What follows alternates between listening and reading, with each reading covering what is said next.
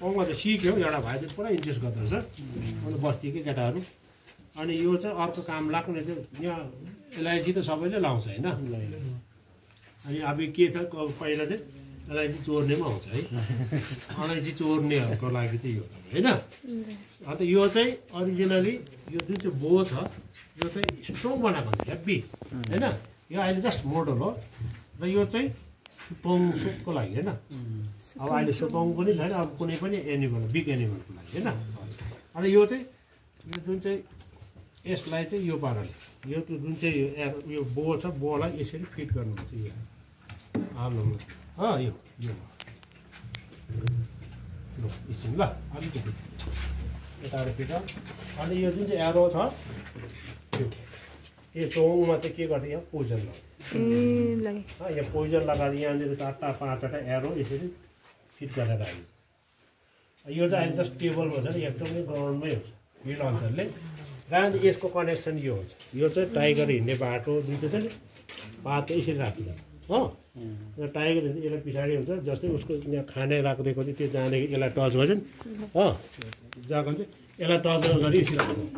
हो यसरी आउँछ हो भन्छ के ल देख्यो यसरी आएर यहाँ 4टा 5वटा एरो लागेपछि गयो अनि यो चाहिँ के मैले भनेको कारण चाहिँ अब अलैँची चोरहरू आउँछ होइन अलैँची चोरको लागि हामी चाहिँ यसलाई लुम्रिङका सोला हो यो चाहिँ त्यो गोपे जुन चाहिँ हामी पहिलो किन्छ नि यसो बनाएको गोपे होइन माइक्रो पोइजन हुन्छ बाँसमा जस्तै यो गोपे हो यसलाई काटेपछि यसको धार हुन्छ अलिकति लागेपछि पोइजन भइहाल्छ पुरा पाक्छ नि गोपे अन्त यो अलैँची चोरहरू चाहिँ यतातिर बस्तीतिर यही लाउँछ अन्त यो चाहिँ यस्तै अलैँची चोरहरूको लागि पछाडि फिट गरिदिन्छ यसको डोरी चाहिँ लगेर यो अलैँचीको झ्याङको मुनि चाहिँ यो डोरी राखिन्छ भयो यसो अलैँची चोरहरू बत्ती बाल्यो भने देखिहाल्छ छाम्दै आउँछ होइन अन्त छाम्दाखेरि चाहिँ यो डोरी छाम्दा अलैँची चोरहरू भयो होइन यसरी अनि यो डोरी छाम्दाखेरि पछाडिबाट आउँछ हाततिर आउँछ कतातिर लाग्छ त्यहाँदेखि त्यो गोपेको हो भने चाहिँ 1 महिना 2 महिना त्यो घरबाट निस्किँदैन किनकि डक्टरको पक्राउ परिहाल्छ अन्त पढेर आउँछ पछि जाति भएर निस्किँदाखेरि चाहिँ त्यसरी मार्छ याद भयो सक्छ गर्नु अनि यो पनि यो कमन ट्र्याप हो यो ल यो पनि यादमै हो तर यो चाहिँ अब यो चाहिँ मसिनो जनावर यो दुम्सी भयो ऱ्याबिटहरू माथि यो कमन चाहिँ युट्युबतिर पनि देखिबस्छ त मेन चाहिँ यो छ सना सोप ल सोप यो सना मार्नेको लागि होइन भालु अब यो सना भनेपछि जुन चाहिँ दार्जिलिङ र कर्सियङको बिचमा एउटा सनादा भन्छ नि सोनादा भन्छ अहिले सनादा भन्ने जग्गा त्यो भालु सुत्ने जग्गा उहिले हाम्रो टिकुङ्गोले राखेको अहिले चाहिँ त्यसलाई चाहिँ सोनादा भनेर भन्छ होइन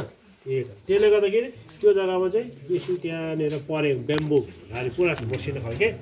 र भालुको चाहिँ एकदमै फेभरेट खानेकुरा चाहिँ के हो हनी खान्छ याद छ हनी हो 1 नम्बरमा त्यहाँदेखि मात्रै बाँसको टुसा केहरू खान्छ होइन देखेन बिचराहरू ल हेर है हो यो अनि सपोज यो कुङ भयो होइन यो कुङको माथि चाहिँ माथि के लागेको छ अरे हनी मौरीको चाखा बसेको छ अरे होइन त्यहाँ ब्रान्चमा छ भने चाहिँ हाम्रो सिकारीहरूले चाहिँ त्यो रुखको अपोजिटमा यसरी एउटा कुङ डल्लै एउटा यो भाटा होइन यो जस्ट देखाएको एउटा भाटा एउटा यो डल्लै कुङलाई काटेर यसरी बनाउँछ र त्यो अपोजिटमा यो हनी भएको ट्रीको अपोजिटमा चाहिँ यसरी पासो लगाइराख्नु यसरी पासो फिट गरिदिन्छ यसरी गर्नु बुझ्यो यसरी लाउँछ अब त्यो 100% भालु आउँछ त्यो हनी देखेर होइन त्यहाँ भालु जब चढ्दाखेरि यसलाई टच गर्नु बित्तिकै चाहिँ पछाडिबाट चाहिँ कति जोडले एउटा डल्लै रुखले चाहिँ पछाडिबाट दिएपछि स्पट देखिन्छ ड्याममै यहीँ गु निकालिदिन्छ भालु यसरी मार्थ्यो हाम्रो टुङ्गो भालु यसमा यो एकदम पुरानो कोही बेला भालु आएन भने धेरै पुरानो भयो चाहिँ जुन चाहिँ यो पनि इम्प्रोभाइज हुन्छ उनीहरूले यस्तो रुखको जङ्गलको लहराहरूले बनाएको हुन्छ होइन र मान्छेले पनि चिन्दैन कोही बेला मान्छे पनि त्यो रुखमा यो देखे यो त टाढो हुन्छ होइन यो डोरी चाहिँ झुन्डिरहेको हुन्छ डोरी त हुँदैन यो रुखको लहराहरू हुन्छ यसलाई छुइबाट मान्छेले पनि भेट्यो पुल्लुकै मान्छे त्यहीँ च्याप्टाइदिन्छ यसरी मार्छ उहिले हाम्रो अरू यो